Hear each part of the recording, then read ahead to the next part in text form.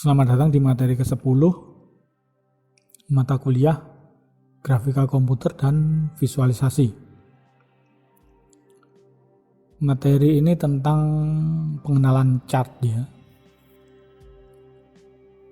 Chart atau bagan ini merupakan cara yang paling banyak dipergunakan dalam melakukan visualisasi data.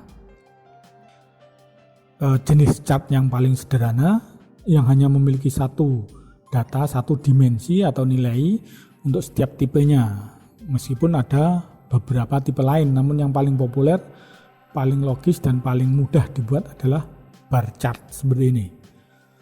Ini chart yang paling sederhana dan paling populer karena sederhana. Kemudian untuk langkah-langkah dalam membuat bar chart sangat mirip dengan jenis chart lain yang kompleks, dan memang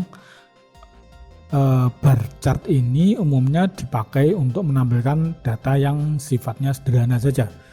Secara umum proses pembuatan chart dibagi dalam 3 langkah, yaitu menentukan work area di kanvas, kemudian menentukan sumber data, dan terakhir menggambar data. Contoh untuk bar chart sederhana, kita lihat coding berikut ini. Ini coding untuk HTML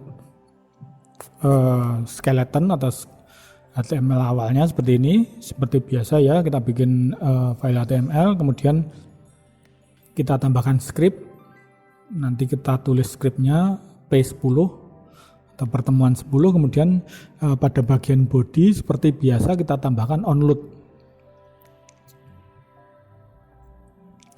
Kemudian jika perlu tambahkan style. Di sini saya menggunakan style background dengan warna seperti ini.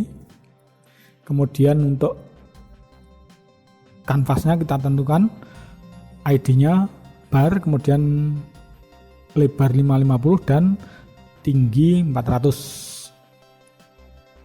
Berikutnya kita bikin file JavaScript-nya sebagai berikut. Yang pertama kita bikin fungsi init seperti yang kita tulis di dokumen HTML tadi ya. Ada onload init. Di sini fungsi initnya adalah kita masukkan dulu data-datanya. Misalnya di sini var data, kita masukkan datanya dalam bentuk array. Penulisannya seperti ini. Sekali lagi dalam pembuatan program perlu diperhatikan penulisannya. Di sini misalnya label 1, value 3, kemudian style ini seperti kemarin ya, kita tentukan warnanya, dan seterusnya. Datanya mirip-mirip, misalnya di sini label 2, kemudian value 2, kemudian style kita tentukan hexadesimal, kita tambahkan hexadesimal.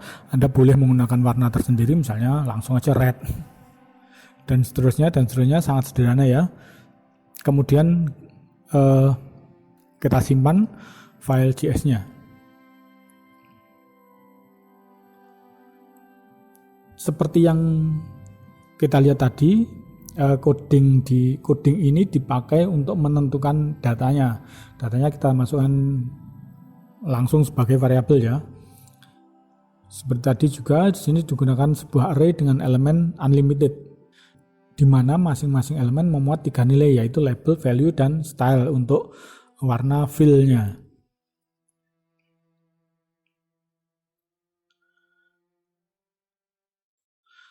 Setelah itu kita lanjutkan menambahkan coding JavaScript-nya. Yang pertama kita tambahkan,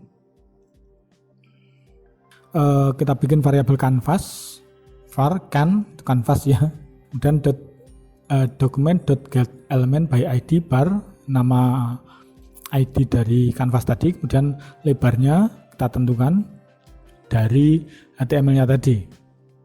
Demikian juga tingginya, kemudian konteksnya kita tentukan can.getContext2D. Berikutnya kita tambahkan fill style, silakan isikan warnanya sesuai selera, kemudian stroke style jika diperlukan, kemudian fill rect. Fill rect ini untuk menentukan area kanvasnya ya, untuk warna dari area kanvasnya. Coding berikutnya chart padding 20 ini dipakai untuk menentukan padding antara kanvas dengan chart supaya tampilannya agak lebih menarik aja. Chart padding 20, kemudian di sini chart padding itu seperti yang bisa kita lihat ditulis menggunakan huruf besar. Ini seperti kemarin ya, penulisan dengan menggunakan huruf besar semua ini dipakai untuk menandakan bahwa variabel ini adalah sebuah konstanta. Nih masih ingat ya. Kemudian di baris ini 41 sampai 43 konteks move to, konteks line to, kemudian konteks line to juga seperti kemarin kita gunakan untuk membuat sumbu X dan Y dengan berbentuk L. Move to, chart padding dan seterusnya.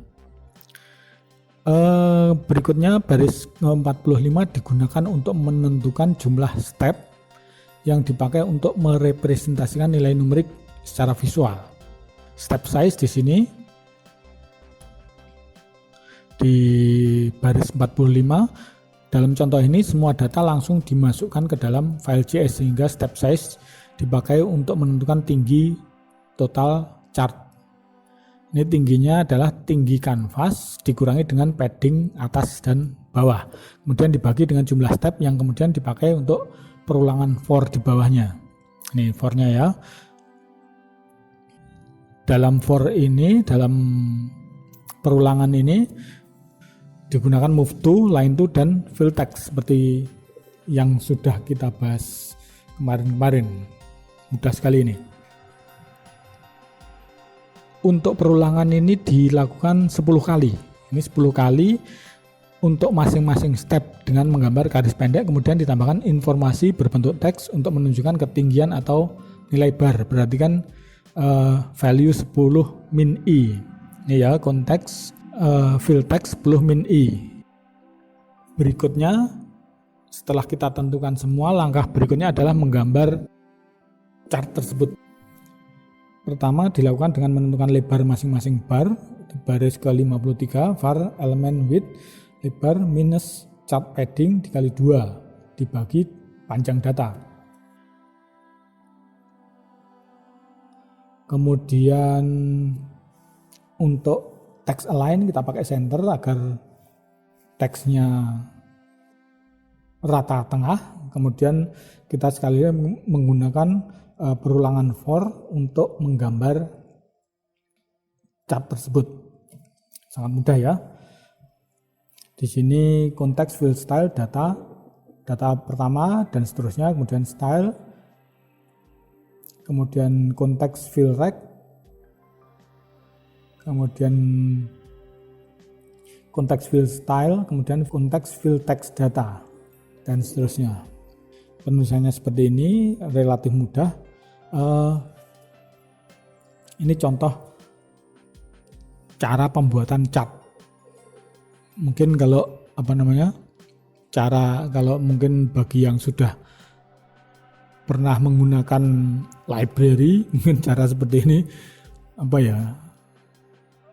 kayak kurang kerjaan, karena library untuk membuat chart itu banyak sekali yang kita perlukan. Nah, maka dari itu untuk pertemuan berikutnya kita akan menggunakan library saja, karena memang library-nya sudah ada. Dan penulisannya juga seperti itu saja. Jadi jika Anda ingin mempelajari penggunaan chart atau bahkan ingin membuat library sendiri, Anda memang wajib belajar coding seperti ini. Tapi kalau Anda fokusnya tidak pada pembuatan library, misalnya nanti Anda pada saat Anda kerja di suatu tempat kemudian disuruh membuat chart, kemungkinan besar Anda tidak akan menulis seperti ini. Anda pasti cari library kalau pekerjaan Anda itu memang tidak disuruh membuat library, cuma untuk bikin chart saja. Ya, itu mungkin cukup sekian untuk materi pertemuan 10 tentang contoh chart. Sini yang menggunakan bar chart. Untuk tugas silakan lihat di ELA. Sekian dan terima kasih.